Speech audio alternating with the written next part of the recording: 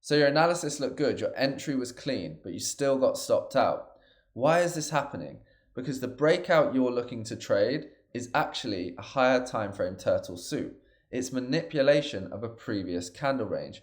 And what does price do once it manipulates? It distributes to the opposing end of the range. So when you're looking for longs or shorts, continuation trades, price is actually working against you.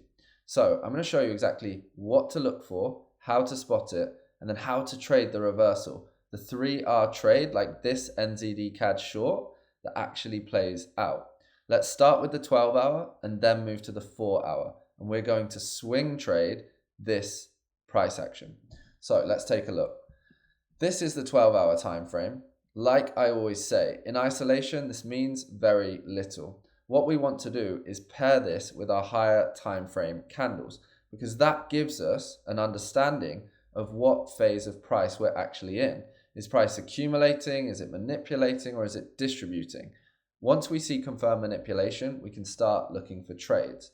So first thing to do is overlay the monthly candle. And what we see here behind our 12-hour price action is our monthly candle range. And what we have here is something that is slightly indecisive.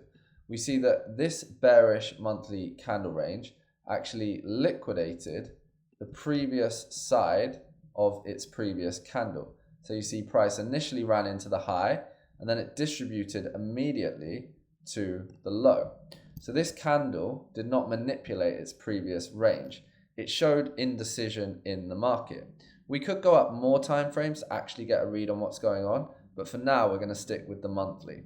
So in this next monthly candle range, as price is retracing or continuing, we don't have too much of a read as to whether we're going to move to this high or this high from the monthly candle in isolation. So we can start to drop down the time frames. I'm going to skip the 2-week because that gives us a very good clue as well, and move straight to the weekly time frame.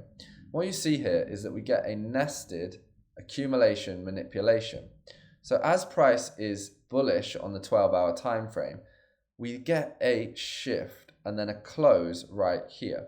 So I take the monthly candle away, you see that we get accumulation, price breaks to the high, it's enticing longs into targeting the monthly high, but then price aggressively reverses and closes at this point here. This becomes nested accumulation manipulation. This manipulation is the definition of a turtle soup. It is price breaking out in order to entice traders into continuations before price reverses and then distributes to the opposing end of the range. So how do we trade this? You see price breaks out, closes. This becomes confirmed manipulation of the previous candle range. If I bring back the monthly, we can see the price now is telling us it wants to draw to the previous month's low. So that's now our long-term target, or our higher time frame target. Then we also have the completion of our accumulation, manipulation, then distribution to the low of the previous candle that was manipulated. So we can take these both away. That's our context. We have confirmed turtle soup or manipulation. Price is now going to trade into internal range liquidity on our execution time frame and then dump. So how do you trade this on the 12-hour? Well, on the 12-hour, it's fairly straightforward. You get buy to sell. This is our order block. So if you want the low stress trade, you literally take the entry from the order block, cover the high, and target the low. 1.5R, 1.6R. But that might not give you the justification to get into this trade, especially with the fact that the previous monthly candle range was somewhat indecisive. So how do we drop down our time frames? Now, let's look at the 4-hour time frame. This is our confirmed turtle soup. Let's look at it again. Price is breaking out. It's forcing people to get into long trades in this 4-hour structure. Then it just gets dumped against. As soon as we get that, we can look for shorts. We know that we have 12-hour internal range liquidity. This is our order block. This is our buy to sell on the 12-hour time frame. So we're waiting for price to show its hand on the 4 hour. We're going to trade in, see the same type of shift, then look for our continuation trade. And that's what we get. So we get buy to sell, and here is the 4 hour order block. It's the last buy before the sell. So we get this structure to fake you out of the trade, but all this is a mitigation of the 4 hour order block. So trade 1 is from the initially created 4 hour order block, covering the high to target the monthly low or the weekly AMD completion. 4.5 hour trade.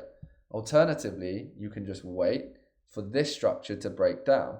So we see price trades in, then we trade away, and we get the newly created 4 hour order block. And look, price stings in, and you get the easiest trade of your life. It's a clean 3R. Here's the order block. Even if you cover the swing point and target the low, 3.52 to the monthly low, or 3.24R to the weekly AMD completion. And this is high probability trading. This is how to combine timeframes to get into high probability swing trades. You're not trading the turtle soup. You're not looking for this continuation. You're waiting for price to manipulate on your mid timeframes, your weekly or 2 weekly, to actually give you the true read on the market. Let's look at this on Bitcoin, because it works on currencies, it works on indices, metals, crypto. It's the way markets actually move. So let's take away our higher time frame candles for a second. We're looking at this again on the 12 hour. We can't really make sense of it. We could overlay different tactics or whatever it might be onto this chart, but it would not tell us that much. What we need is higher time frame candles. So I'm going to use the 2 week time frame right here. And what we see is that price breaks out. It's enticing short continuations into the market, but it's a turtle soup. It's manipulation. Price trades into the previous 2 week low. It also trades into this 2 week candle's low as well, and then reverses. And what we see is within the manipulation an order flow shift. So our first indication on the 12 hour time frame is that price has raided the low of a previous candle. It has traded into the 12 hour liquidity, traded low again, created a new 12 hour price leg. Here's our buy to sell. We get a fair value gap, and then it explodes through, giving us a true market structure shift and a fresh bullish fair value gap. So here is the actual order block. This is the last sell to buy, and then we actually get a gap in price right here. This is a bullish fair value gap. You see between candle 1 and candle 3, we get volume coming into the market, price trades in, and then away. So target 1 for this trade is right here. This is the high of the 2 week candle that was manipulated.